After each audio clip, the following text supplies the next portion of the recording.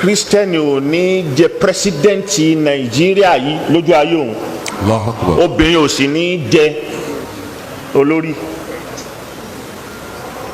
òun ló fa kásẹ̀tì tafsiri bàbá lọ́dún náà pé ya alal kitabi ta'alaw ila kalimatin sawa'in baynana. kí ló sọ pé kiri yóò ní jẹ pírẹsidẹ́ǹtì sí ní Nàìjíríà yìí tájíjọ wà fẹ́ dájẹ́ ìsínlẹ̀ láyé Abubakar kò jọ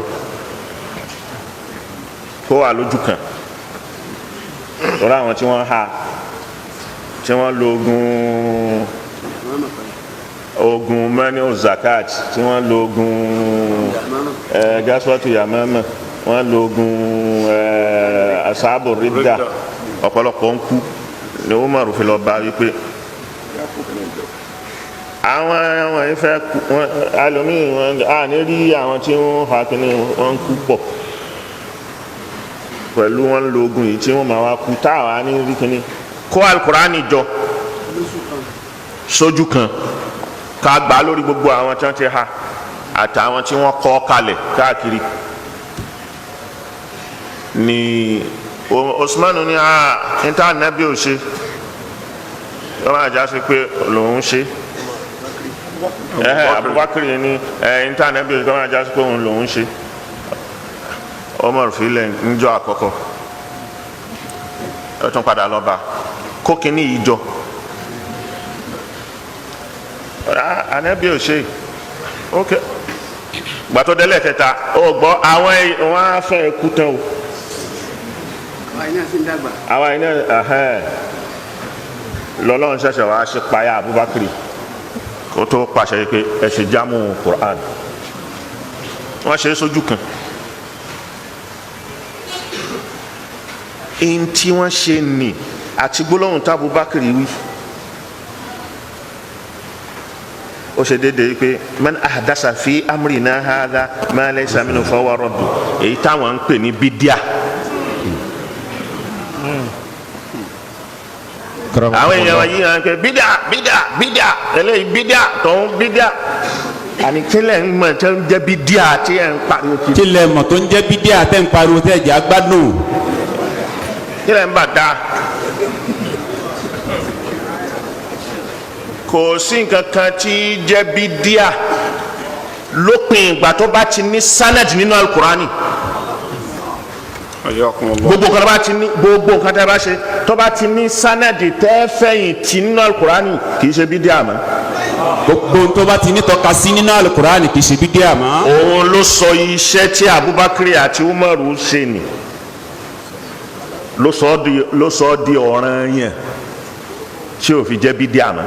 torí kíni wọ́n rí sanadu nínú alukurani tó sọ pé inna nahnu nazzalna dhikra wa inna lahu lahafizun àwa là ń ṣọ́ là ń dáàbò bo alukurani so ọ̀nà tá a lè fi dáàbò bo alukurani yẹn ó ní ká kó jọ sójú kan káwọn tí wọ́n mọ̀ ọ́n tó máa kú tán débi tí ó máa wá ṣe síbẹ̀síbẹ̀ ìkójọ tí wọ́n kó jọ ntòmú musafu Usman wa ojú kan ṣo ni wọ́n kó jọ sí tẹ́lẹ̀ àmọ́ ń gbà tó yàtọ̀ di pé eléyìí ń ka ọ̀nà ti pọ̀ àwọn tó ń gba ìsìlámù ìlú ti ń pọ̀ tẹ́lómi ọmọ àwọn akàkàkùkà ni Usman fi ni kí wọ́n tún ṣe kí wọ́n ṣe nuska rẹ̀ wọ́n kọ́pì ẹ̀ ní rosmu Usman so all authentic 100% lójú àwọn tí wọ́n gbà àwọn tí wọ́n ń kọ́ lójú ànábì náà ni wọ́n kọ́ n sọ fún yín náà ni ẹ rí pé àdíìsì yìí láyé Umar ó kọ́ kí wọ́n tiẹ̀ máa sọ̀rọ̀ àdíìsì kan máa rí pé kíní kan lọ́wọ́ ní tíra tàríkì ó rí bẹ́ẹ̀ ẹ sì mú wa ẹ mú tíra wa lórí ẹ ó ń sọ tó ń torí mu.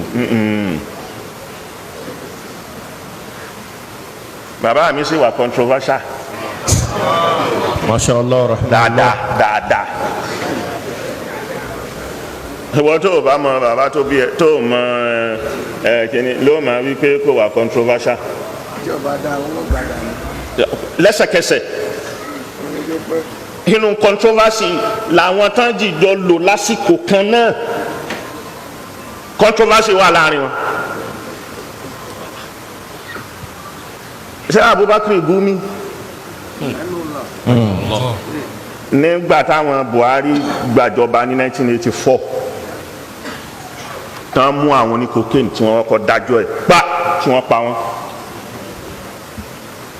Sheikh Gumi láti Kaduna ó ṣe fatiwa yìí pé rárá kò lẹ́tọ̀ọ́ kí wọ́n pa wọ́n, wípé ó yẹ kí wọ́n nà wọ́n ní bílálà ní hadu sharia sharibel khamri. Bàbá bá bọ́ síta lórí Concorde ní 1984 ni bàbá sọ pé kò sí nǹkan tó jọ eléyìí, wọ́n sì mú fatiwa, wọ́n sì mú tírà, wọ́n sì kó ti àwọn tírà ìpè pípa ni torí eléyìí ṣe déédéé ọtí. rahimahullah. Lẹ́yìn fatiwa tí bàbá ṣe jáde ní Saudi náà ṣẹ̀ṣẹ̀ bẹ̀rẹ̀ sí ṣe hukumu ẹ̀yìn dáàmù fáwọn oní cocaine. Tẹ́lẹ̀tẹ́lẹ̀ Saudi ò kì í ṣe. Àwọn tó ṣiṣẹ́ ní Concorde ẹni tó bá ṣe kí ní kó lọ wò àti ní Nàìjíríà náà gbé. rahmatullahi alayhi. Kí ni wọ́n ń pè yín ni? Controversy.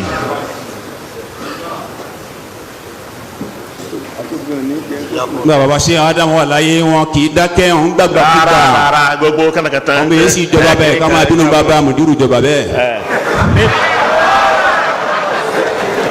Lẹ́yìn náà nígbà náà Sheikh Gumi tún ṣe fatiwa kan tí pépà gbé Tel magazine àbí Newswatch ìkànnì àwọn méjèèjì ló gbé wípé Kristẹni ò ní jẹ pírẹsidẹ́ǹtì Nàìjíríà yìí lójú ayé òun, obìnrin ò sì ní jẹ olórí. Òun ló fa kásẹ̀tì tafsiri bàbá lọ́dún náà pé ya alal kitabi ta'alaw ila kalimatin sawa'in baynana. Kí ló sọ pé kiri yóò ní jẹ pírẹsidẹ́ǹtì sí ní Nàìjíríà yìí tájíjọ wà fẹ́ dájẹ́ ẹ̀sìn lẹ̀. Allahu Akbar. Allahu Akbar. Kásẹ̀tì ọ̀hún ni wọ́n ń play nílé rédíò lásìkò ní gbogbo ìgbà ní ìsìn tí a sì pé kò tí ì sí tó bá. Allahu Akbar. Pé ya alal kitabi òun ni wahdatul adiyan. Ṣé bàbá ṣe? Pé kiri ẹlẹ́sìn kiri kó wà ń bẹ̀. Bọ́ bá tiẹ̀ ṣe kinní kan dáwà mùsùlùmí bá ti ń jẹ́ tá ń jẹ́ kí ayé kánú pọ̀ àfẹ́ ẹlẹ́sìn kiri yóò náà àti kinní ẹ kánú pọ̀ ẹ mú kan. Ad-dinu lillah wal watan lil jami'. Allahu Akbar.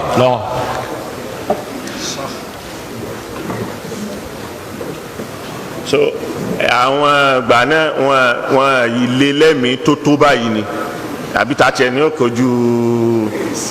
kojú Sheikh Adam pé kí ni àwọn ọmọ tiẹ̀ sí ń gbà náà wọ́n ṣẹ̀ṣẹ̀ ń rè wọ́n ni.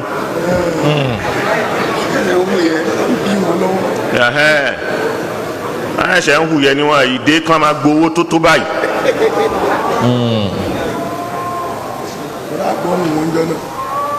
Wọ́n á sí ni.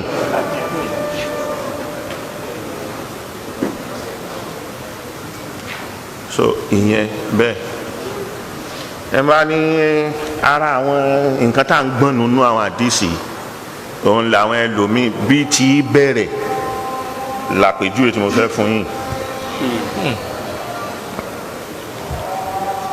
Mo ní Ọlọ́run fúnra ẹ̀ ló àjáza ajá lílò.